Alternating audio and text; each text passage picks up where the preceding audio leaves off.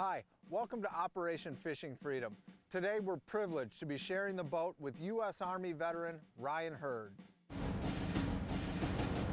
Military veterans protect our great nation. Pro anglers Jay Garstecki and Ben Olson made it their duty to honor our heroes. They want to share soldiers' stories. The perfect place to carry out this mission? A fishing boat. Get ready to launch Operation Fishing Freedom. Brought to you by Great Clips.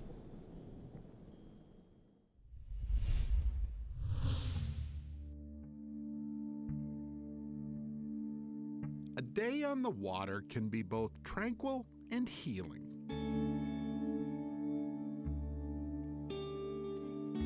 Ryan Hurd served in the U.S. Army during the Iraq War.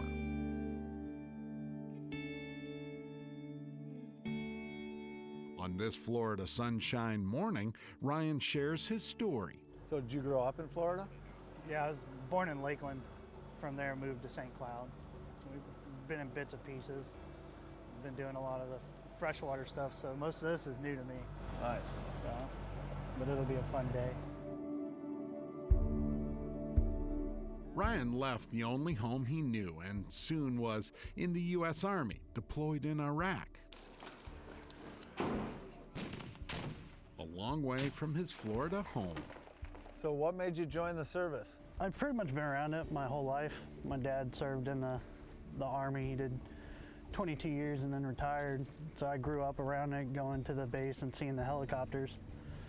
And then, of course, 9/11 just reinforced it, having that happen. So Veterans often find peace in fishing. Quiet waters keep Ryan coming back. I could go out there and not catch anything and still have a good day. Well, good. I like that you're keeping the bar low. I set the Nice. standard low, so I'm never disappointed. That's how that works. Perfect. So all you gotta do is catch one and your day's made. There you go. I like this guy. But a call to service always tugged at Ryan. When I turned 17, I actually dropped out of high school and got my GED so I could join early. And, Wow. I had to have both my parents sign the paperwork for it, which was an interesting day. My dad was all for it and signed the paperwork, but my mom just didn't want to do it at first. She asked me like 3 times with the recruiter standing right there, like, "You sure you want to do this?" I'm like, "Yeah, we got everything done, just need your signature." Let's go!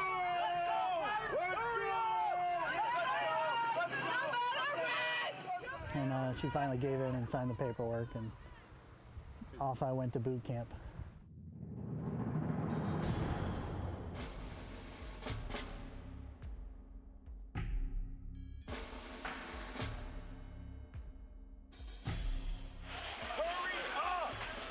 They put me on a plane, and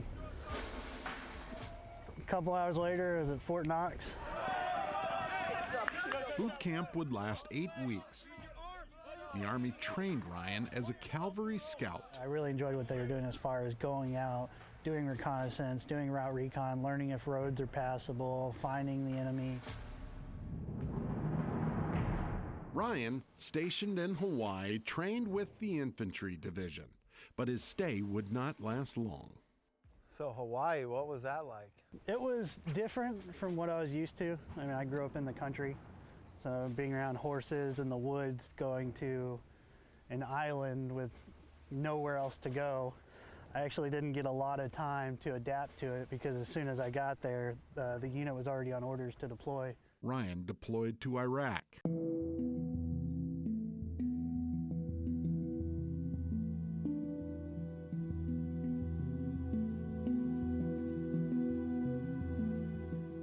What does it feel like when you get those orders and it's, you know, it's time to deploy and you're going over there? I went into it knowing I was going to deploy. I mean, I picked a forward combat arms job. I mean, in the back of my head, it was always there that it would happen. I just didn't expect it to be so soon. The rest of this story will wait. Monstrous? Monstrous. Oh, what do we got here?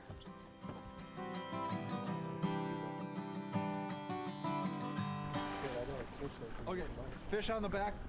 I got this guy. You caught a Goliath grouper. Catfish. Dude, that's the Goliath. I mean, these guys get Massive. 600 pounds. This is a juvenile one. We don't want to keep him out of the water long, but So I'm proud of that. Never thought I'd catch a grouper. Operation Fishing Freedom is brought to you by Great Clips, RECON Boats, and by EVINRUDE Outboards. If you'd like to get some cool Operation Fishing Freedom gear, or simply make a donation so that we can take more veterans fishing. log on to our website, operationfishingfreedom.com.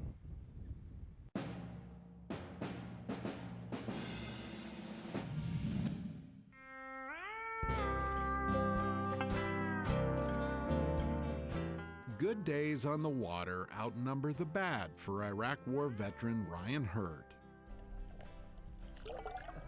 That was a surprise. We're checking some species off the list today. Never caught any real saltwater fish before.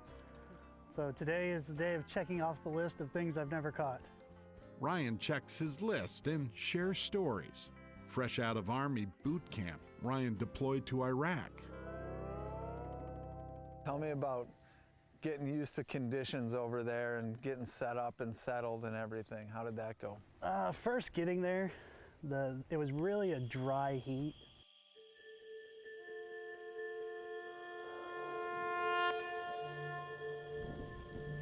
The craziest thing was I actually got a lot of nosebleeds because it was so dry.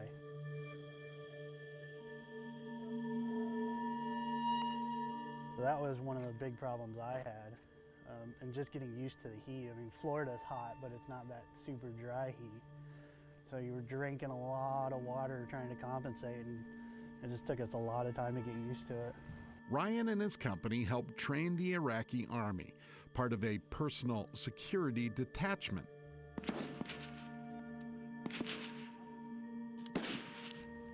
Once we got in the hang of it, the training went by really fast. And the 2 Iraqi Army brigades that we actually stood up got tasked to go to Sadr City. And at the time, we were there from 2007 to 2009 for 15 months. The news actually called Sadr City the most dangerous place on earth. It was always crazy because there was something always going on there.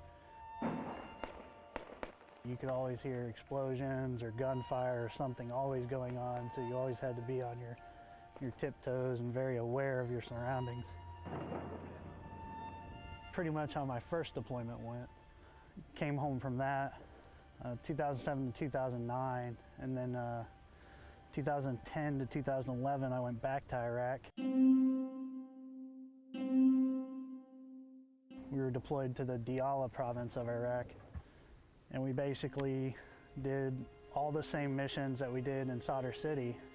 We would conduct missions going, talking to the key leaders in the area, trying to figure out what they needed and what they could use our help. We did humanitarian stuff. We went to schools and handed out backpacks and hospitals and handed out food and blankets to people. So we actually did a lot of good over there. And that was the majority of my second deployment. One at a time, one at a time. What was it like coming back and going back and forth? Coming back from Iraq the first time, for our unit they did a big thing and your family was there and the band was playing. And it was very exciting to get to see your family. You hadn't seen them in 15 months. Being able to come home to family was great. My second one, I actually didn't have any family there, so it was a little different. You get to see everybody with their families running up, hugging each other, whereas if you don't have anybody there, you grab your bags, you go get on a bus, and you go to the barracks room. Ryan was stationed at Fort Stewart in Georgia when orders arrived for a third tour of duty. And they came down on orders for Afghanistan. Well, they needed soldiers to go, so I volunteered to go with my unit. Ryan joined his unit and shipped out to Afghanistan. His area of operation, the Logar province. And it was all mountainous terrain and crops and irrigation canals. Oh, look at that. There we go. Nice. That's a welcome interruption there. Yeah. This is why we take veterans fishing. Barriers break down and people tell most poignant stories.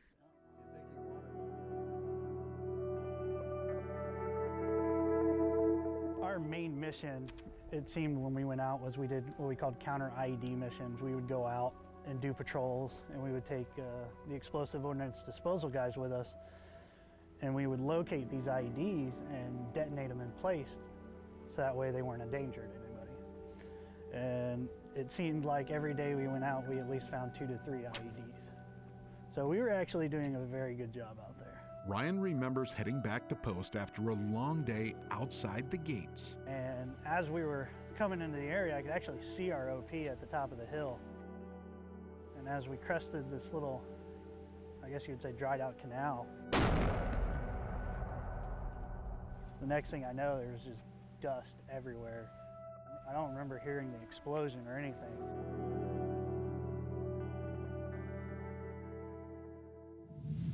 Operation Fishing Freedom is brought to you by Great Clips, SKB Cases, and by St. Croix Rods.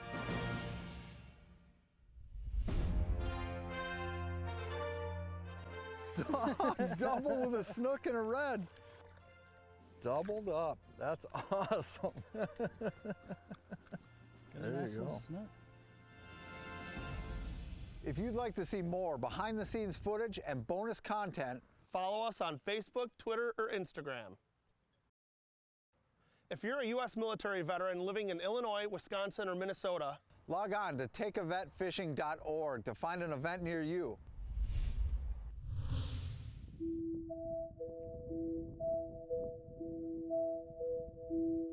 Ryan Hurd, U.S. Army veteran of the Iraq War, finds peace on the water, even when old stories spark emotion. So the day I got injured, it was July 7th, 2013. We actually started our day, it was a pretty early day. We were starting a dismounted mission. We had left from our OP, which was OP English at the time, and we had packed all our gear with us and had the EOD guys. And as we crested this little, I guess you'd say, dried out canal, the next thing I know, there was just dust everywhere. I don't remember hearing the explosion or anything. Ryan and his 3 comrades triggered a pressure plate IED. They were only meters away when it detonated. One of the other soldiers, he took shrapnel through the hand, a hole in his hand, and the other 2 guys took shrapnel in the back and up the side. I luckily didn't take any. And we ended up having to call in a medevac, and we called in the helicopter, and at the time I felt like I was fine. And when I got to the bottom of the hill, it was just one of those, I started not feeling good, and I was like, something's wrong. And the next thing I know, I was waking up in the aid station with them asking me questions about what happened. Medics rushed Ryan to a concussion care clinic. And a couple of the other guys were in there. They stayed for about 3 days, and I ended up having to stay for 8 days. That was a little disheartening, knowing everybody else was out there, but you were still stuck there getting the medical attention. He would never walk another battlefield. Superiors assigned Ryan to radio duty. It was a terrible feeling. I mean, you spend all that time going out every day with your guys, and then all of a sudden, the only attachment you have to them is a radio. 4 weeks later, Ryan came home. And I think that's when a lot of my problems with PTSD and hypervigilance and all that stuff really took effect. It was once I got home, because I had actually lost, I mean, going home, you lose all that structure. The government presented Ryan with a Purple Heart. Still wrestling a traumatic brain injury, he began the long process of reintegrating into civilian life. Ryan used his GI Bill to enter the police academy. He graduated and went to work with the Central Florida Police Department.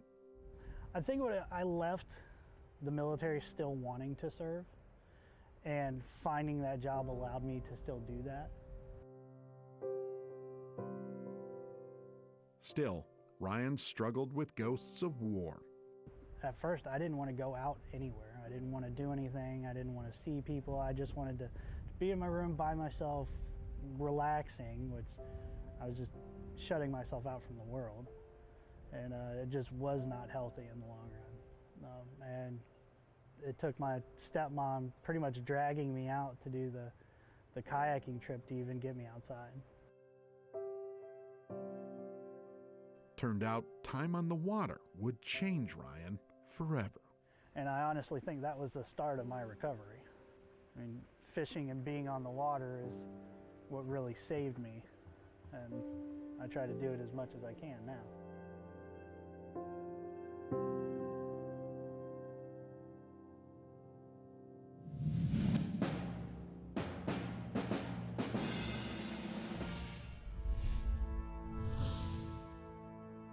This week's nonprofit of the week, Horses and Heroes. Their mission is to expand access to effective equine-assisted therapies for veterans and individuals with special needs worldwide. Go to their website for more information. If you'd like to personally thank a vet that you saw in one of our episodes, or nominate a veteran to be featured in a future episode, log on to our website, operationfishingfreedom.com. Operation Fishing Freedom is brought to you by Ram Trucks, Power Pole, and by Temple Bay Lodge.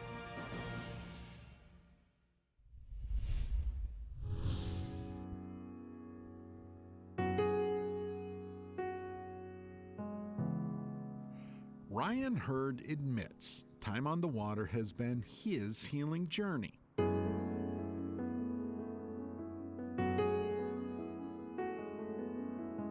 The Army veteran wrestled post-traumatic stress after an IED blast left his brain permanently injured. I've been really fortunate, especially here in Florida, with all the different programs they have. I mean, I get to go out and fish and do hunting trips through the state. And even coming out here and doing this, I think it's better than any medication anybody can ever take. And I think it helps just so much more. Ryan also participates in a 10-week therapy camp called Horses to Heroes. Soldiers receive PTSD treatment through equine therapy. And it's incredible how a person can bond with a horse. I mean, horses don't judge you. I mean, it's the same as having a dog. Dogs don't judge you. And being able to go and let all your problems out is an amazing feeling.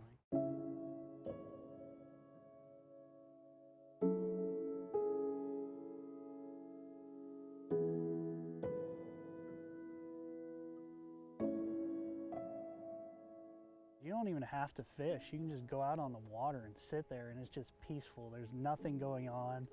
There's nothing disturbing you. There's nothing bothering you. And you can just let it all go for the time that you're on the lake.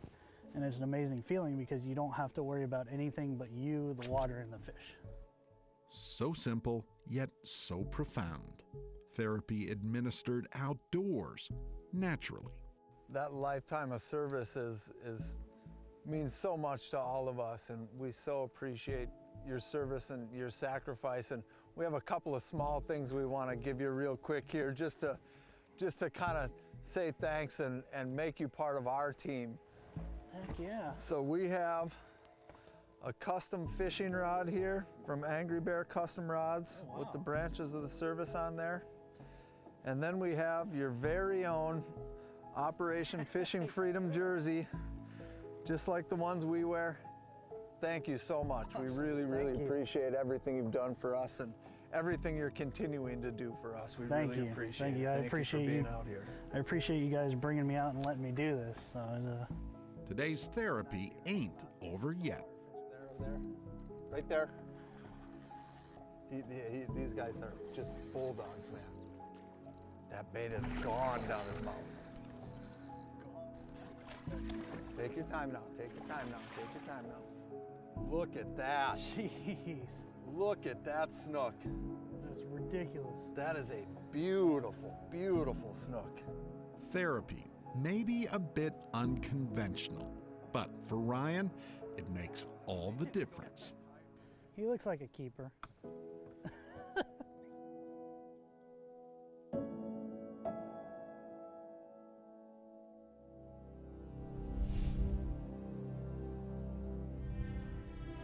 If you'd like to thank the veteran that you saw in today's episode, log on to OperationFishingFreedom.com and click on the Thank a Vet button. We'll make sure they get your message.